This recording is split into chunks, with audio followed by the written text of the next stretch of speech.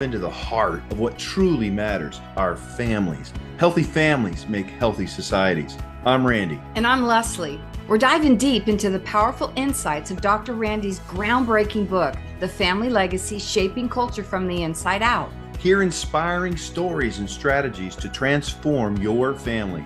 We'll explore topics like communication, forgiveness, healing, parenting, marriage. We'll cover it all. We'll have provoking conversations with experts, coaches, and real-life families who are benefiting from intentional family building. This podcast isn't just about theories, it's about tools that you can implement today. We all come from families, so this podcast is for you. Join us on this incredible family journey. Subscribe now as we learn to do family as God designed. Transforming families one episode at a time. Remember, whoever wins the family wins the culture in the end. Let's go. Welcome back, everybody. Randy and Lesli here with Transforming Families with Randy and Lesli. We have been in a series on marriage. Today, we're going to go into what we're calling challenge number 4, and this is unified in emotion. We've talked about what it means to be unified in spirit, and we've covered what it means to be unified in mind. Go back and listen to those episodes if you haven't. But today, we're going to dive in. What does it mean to be unified in emotion? Firstly, honey, tell us what emotion is. Well, yeah, it's just, we have to go back to God's design in the garden. This is it. If you want the secret to oneness, to a unified marriage, you have to do it God's way. There's no other way to get there. That's the shortcut in life, by the way, that's kids. Right. The shortcut is to do it God's way. So surrender, right? But, God created man in the garden, and he breathed his spirit in and gave man a spirit.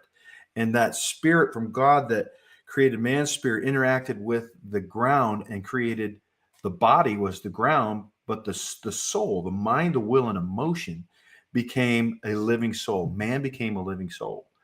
And so our emotion is in that realm of the soul. And this is important. The soul sits between the realm of the spirit and the realm of the natural or the material world.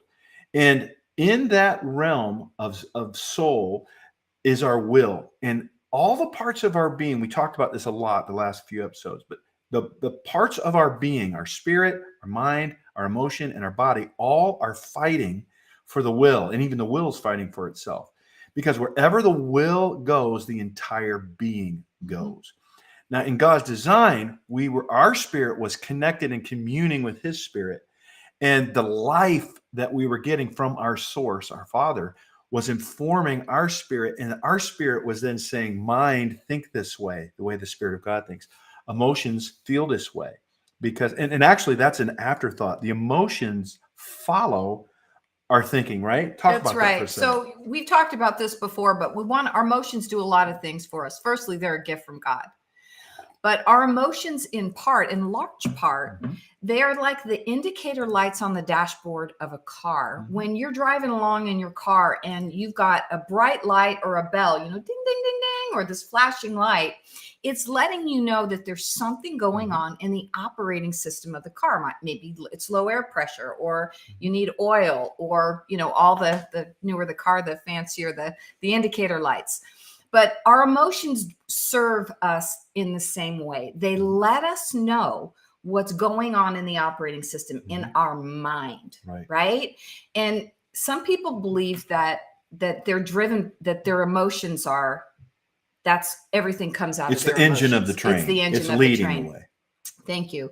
But in reality, and neuroscience proves this, it is our thinking that generates our emotion, which then generates our behavior. And that thinking is the subconscious thinking. That's correct. So that 95% that we're not aware of. It's what's going down underneath of our awareness in what the Bible calls the heart. Psychology calls it our subconscious, but it's that place where our deepest held beliefs about everything exist, and they're alive, and they're all connected really fast. Our brain sorts through how to do things in this moment with what's present. It's like the RAM on a computer against the hard drive. The hard drive has all this information, but it's the RAM that's taking some of that and making it work in the moment on the screen. Same way with us, or similar. And so our emotions flow out of our heart level thinking. Well, if we are connected to God's spirit, if I am, if Leslie is, if you are, and your spouse is, then the life of God, his truth, right through what we talked about, communing with God and receiving from him direct revelation in our knower through intuition, that part of our spirit, and our conscience about immediately knowing what's right and wrong. When we are when our spirit's connected to his spirit and we're receiving, then our thoughts, our mind, we talked about that, are in agreement with God. If we choose to surrender them, that's the will again. The will decides, are we going to interact with the spirit world, whether that's God or there's a spirit world that's not God as well, right? The enemy and his forces. And the spirit of a man can interact with both of those realms in the spirit, the realm of God and the realm of the demonic. We get to choose that because that's our spirit has that capacity. But if our will chooses to interact with the world instead of the spirit, then our will says, well, mind, what do you think we ought to do? Well, emotions, what do you think we ought to do? Well, flesh, what do you think we ought to do? And when you put that much into two different people in a marriage that come from different backgrounds with maybe different values, with different needs, with different different wounds, that have believed different lies, that are in different processes, it creates a lot of separateness. What it does is there's Leslie and there's me. We are separate. And to be one in emotion, to be unified in emotion, requires that we get back into our wills choose to be wide open in this area of emotion, to enter into this area of emotion, my emotion, Leslie's emotion, and not have anything separate, so that we are going to God and letting his spirit inform our emotions. So we got that down, and then we're open. There's nothing hidden. I don't have all these private feelings that I don't access or share with Leslie. She doesn't either with me. We're able to bring every bit of our emotional life into one space. This is unified in emotion. So when we have unity in emotion, what does that look like? What's the experience like? So we're not saying that Randy and I have the same emotions. We have autonomy. Two different souls. We have two different souls. But what we're talking about being unified in emotion is that we're with each other. That's the key. I'm with him. If Randy's having a big emotion, I'm with him. Vice versa. If I'm having a big emotion around something, and by the way, these can be good emotions too. Yeah. We're going to talk a little bit more about this when we get to our sex challenge, which is going to be a lot of fun. But so in that positive realm, we get to experience life. In part, our emotions is how we experience life. How we feel about how we feel about our experiences, and even in that joyful thing, to be able to be with each other in those deep moments of joy, right? Same thing in those places of grief, or the whole range of emotions that we have, that we're doing it without any separation. Where we get into trouble is when, you're just so emotional, you go deal with your emotions, and we judge each other, and it causes separation. When in fact, there's the invitation in marriage where you're unified, where there is no separation, where I can say, we like to call it intimacy. Into me you see. Like here's all this feeling, these feelings that I'm having right now, and I open myself up, and I'm completely transparent in my feelings, and it's safe for me to have an emotion. And then Randy can come in there with me. He's with me, not just to, comfort, right? But to be there with me, so I'm not alone in my emotions. That's so important, that we're not alone, that we're in the space together, and not just together this way, Leslie and I, but with God, that we open up to him and bring him into that space as well. This is why we do so much work around emotional intelligence. The way we teach it, emotional intelligence, is really about how to distinguish between all these parts of our being, our spirit, our mind, our will, our emotion, our body, and be able to take the feelings that we have that are those indicator lights, drill it down to the thinking that we're having, causing them, and then be able to help each other choose and evaluate that thinking. Hey, is that the way God thinks? We have this feeling I'm not enough. And so all sorts of terrible things come around when I don't believe the truth about me that I'm enough. Mhm.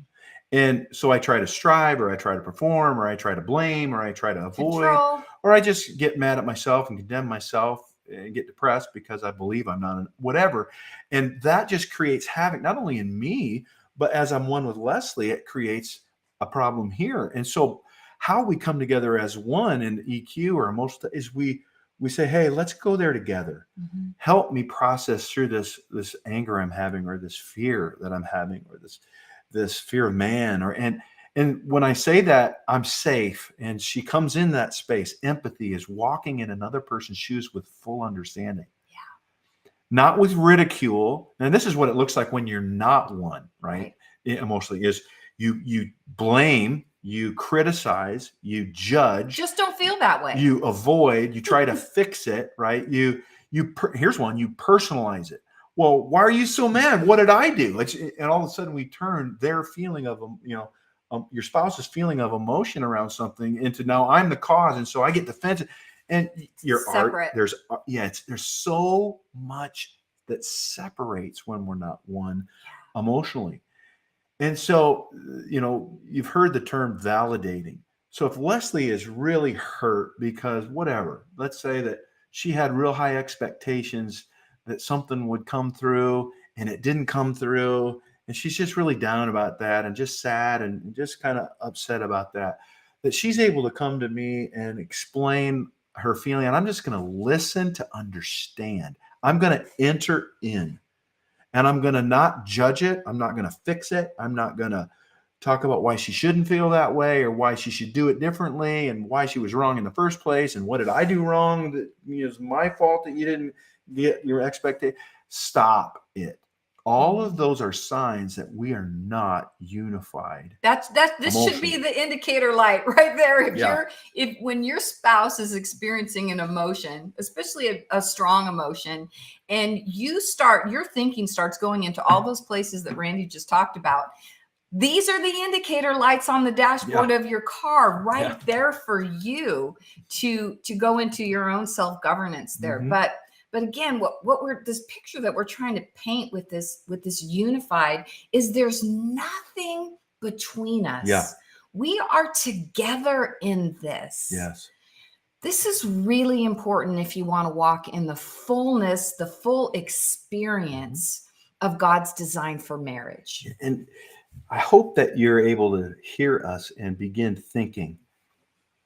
In fact, right now, Holy Spirit, just begin revealing to people right now where they want to hide what they're really feeling, where they're afraid to share with their spouse what's really going on emotionally, what really they're experiencing, what they're tolerating, they wish was different, but they're putting up with. I pray, God, just begin to show, not to bring negative emotion, but just to make them aware of where they're separate. Yeah. And the gift is to come as one and say, I'm here. I'm wide. I want to, and I will. In fact, I will pursue and I will explore with you in safety as a partner, as one. What is the breadth and height and width and depth of what you're feeling? What is the thinking underneath it? Because here's the answer. When we're out and we're separate, here's the answer. We have to get back into alignment with God's design, which means our will needs to choose to get back into being led out of our spirit. We have to say, okay, this is in my soul right now, and I'm going to inform my soul and give my soul what it needs so that we can get back into this place of oneness. So that means I'm going to tell my spirit, go seek God, go listen to God, and your spirit, and we're going to do it together. We're going to seek him. Right. So that then our soul comes alive and we can see clearly again what the thinking is, where it was off, or what wound might have put it there that needs to be healed, so that we can process through it together, bring it back into agreement with God, and then have this oneness with each other and God in that space of all of our emotions. Right. This is that personal investigator tool. We've spoken on this before. So take that tool, go back and listen to that episode, download that tool. You can do this in marriage together like two Yes. minds, two hearts, Yes. two spirits, and go in there together. Remember that PI tool is recognize the big emotion or the behavior, right? And what's the thinking in your heart? And to be able to do that with your one, where there's no separation, where it's safe. Yeah. To go down and explore with Holy Spirit, right? Yes. This open forum where you've got all of this help. Yeah. To go down and discover what the thinking is, or what the cause is, and to bring comfort if that's all it is, or to bring clarity. Let me ask you this, Leslie. We're talking on behalf of men and women here for a moment. On behalf of men, how does it make you, a woman, feel when I come in, or a man comes in and completely makes it safe, completely lets you air out all of your feelings and emotions, and is able to be there with you? What is that? What's the feeling or the outcome of that kind of connection? Bliss. And I do mean bliss. As you were talking, I'm like thinking of, in a millisecond going through all of my feeling words, but it's bliss. Bliss is, there's no separate. It's completely open. Bliss is clean. It's warm. It's full of light. You're not alone. I'm not alone. You're seen. Yeah. You're heard. You're known. Intimacy. Now, for a man, right? What's it like when? What's it like for you, honey? No, I'm gonna say this a little differently. When I choose to be completely vulnerable with you, and I am able to share with you, and you're a safe place, everything like we just said, but I'm choosing to share my deep feelings and help and invite you in to help process that with me. And how does that make you feel when I make that choice to be naked and unashamed emotionally? Yeah, it's the same. It's that same emotion. There is, wow, there's nothing between us. He trusts me. I can see him now. He's giving me the gift of seeing all of him. It is a gift. The enemy wants to come in the world, just what we've been taught. We want to take those emotions and we're going to keep them to ourselves. Hide them. I'm going to hide them. I got to work it through myself.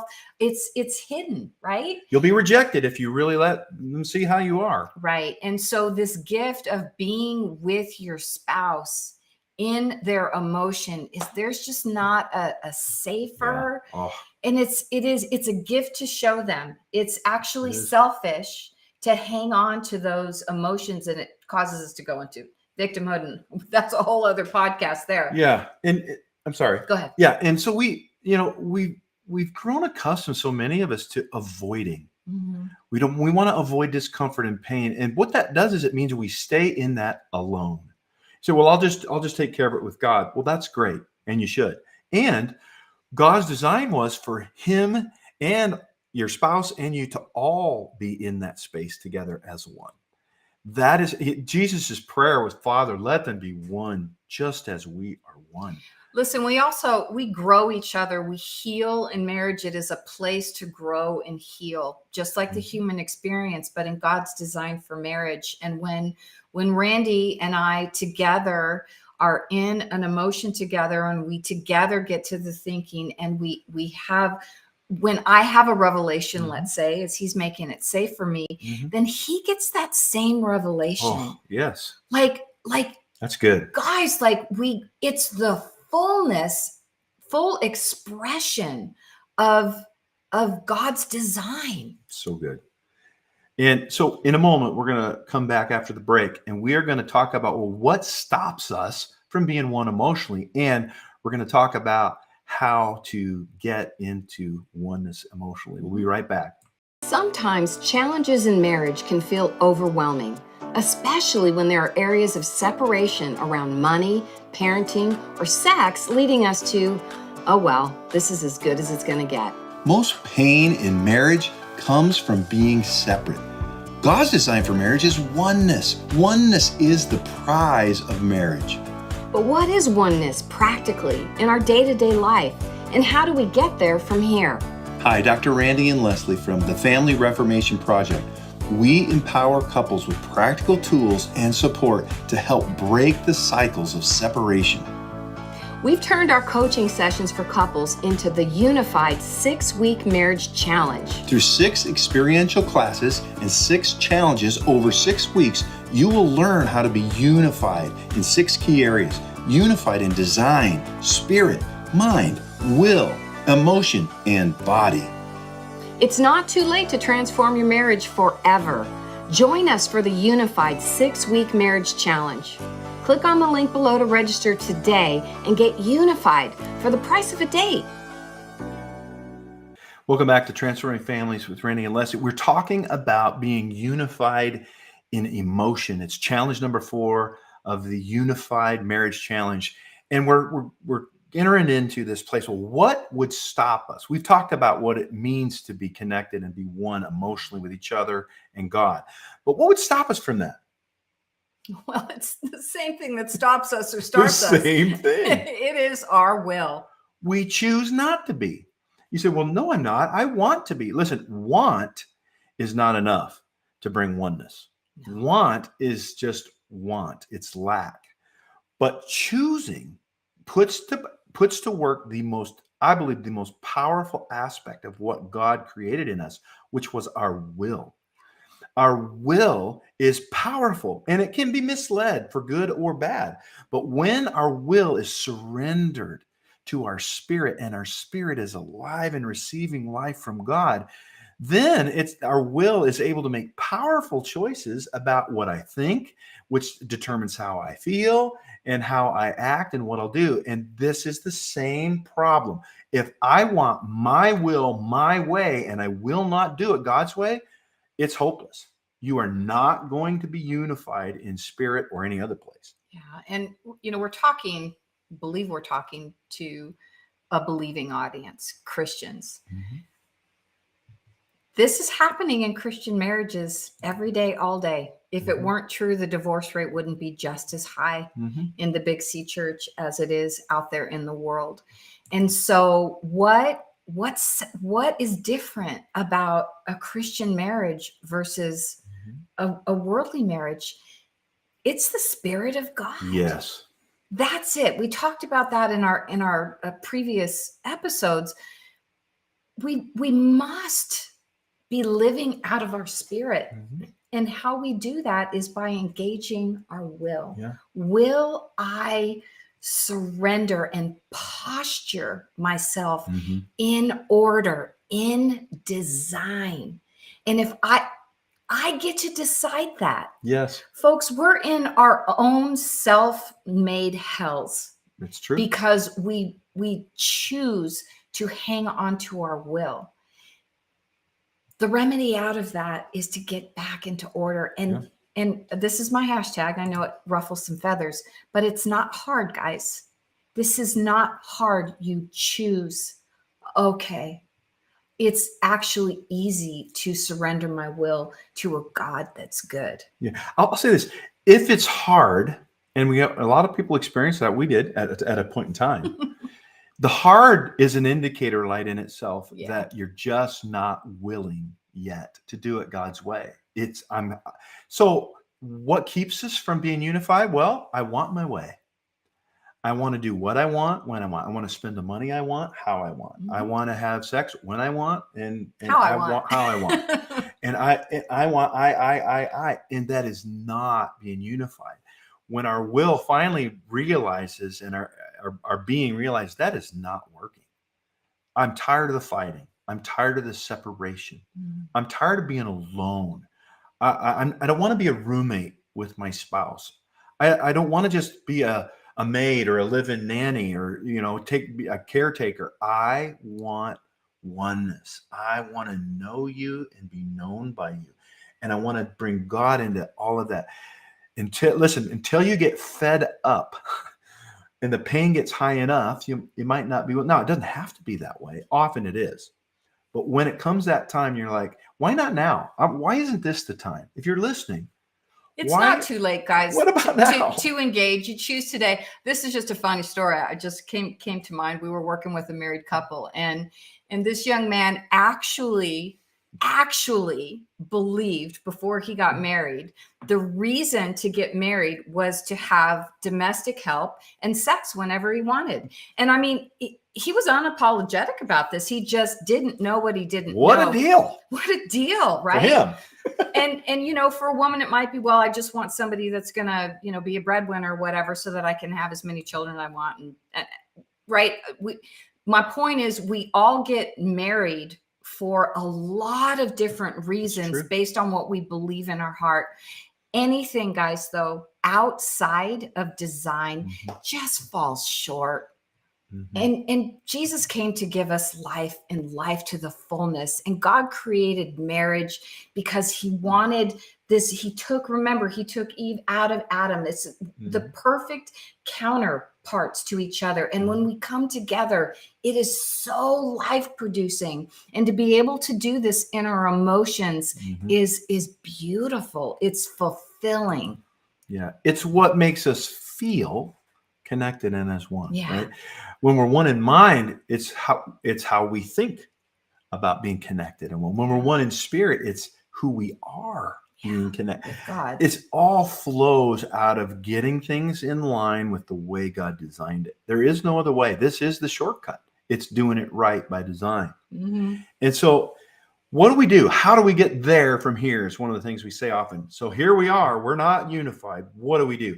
Well, that's what the challenge, the marriage challenge, is about. And that's what our tools that we bring are about. There's a number of tools. I hope you'll join us in the challenge. And we'll give you one but there's more that we're going to bring in the challenge. One, we did a podcast early on. I forget what episode it is, but go back. It's the Personal Investigator Tool, the PI tool.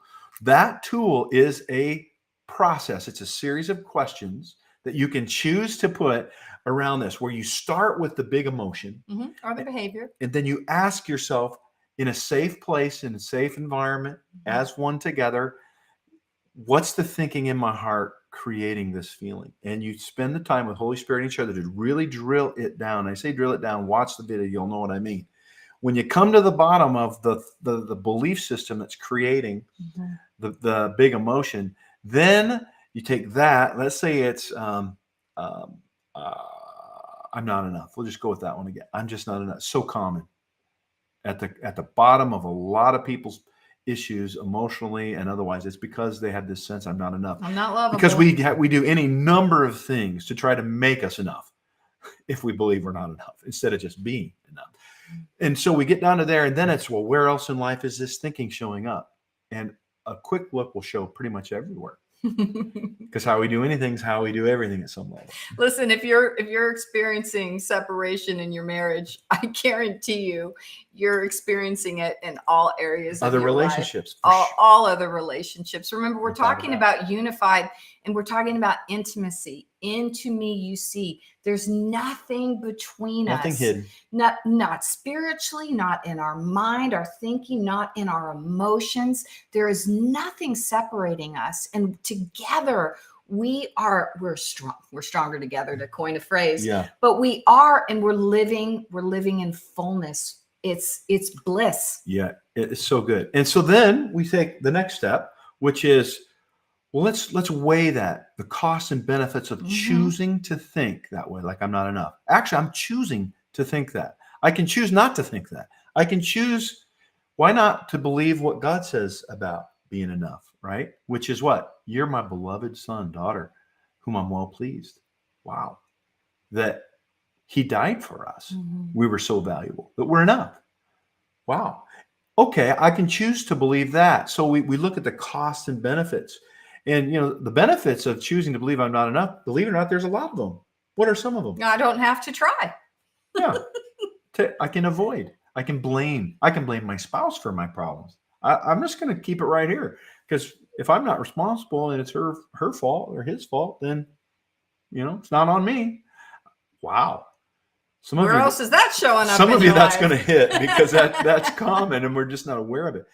Then it's like, okay, how does God think about this? And we get clear what God thinks about that belief system. And then we say, what's our commitment moving forward? Will we choose to believe and agree with God? And if we will, that brings us back into alignment. That's our will saying, I'm going to, from the Spirit, because that's how we get information from God, spirit to spirit. We receive the truth about who we are, that we're dearly loved. And then that informs our brain, our mind, and our mind then creates the emotion of acceptance and gets rid of that not enough feeling. And then I'm in this space where, wow, I'm safe and I'm enough and we're one.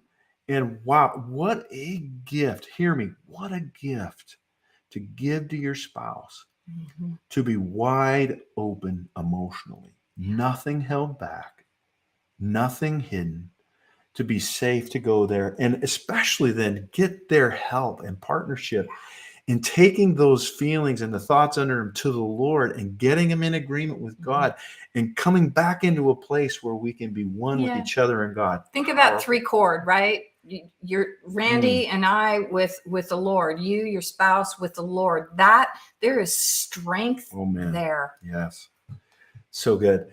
Well, we hope that you will click the link below. Join us in the marriage challenge. You will be so good. We're just touching the surface. We're having an hour-and-a-half class on each one of these, and then exercises, experiences, or experiential modules that you'll go home and you'll do as a spouse that will help show you how to navigate these waters. And you are in for such intimacy. You're in for being known and knowing like never before. You're going to live in the joy of what it's like to actually live real time in the garden. This is all done over Zoom, by the way. So it doesn't matter what part of where on the globe you are. We're going to be doing this over Zoom. You're going to be joining with a lot of other couples. It's going to be a great time, guys. That's right. Remember, whoever wins the family wins the culture in the end. We'll see you next time.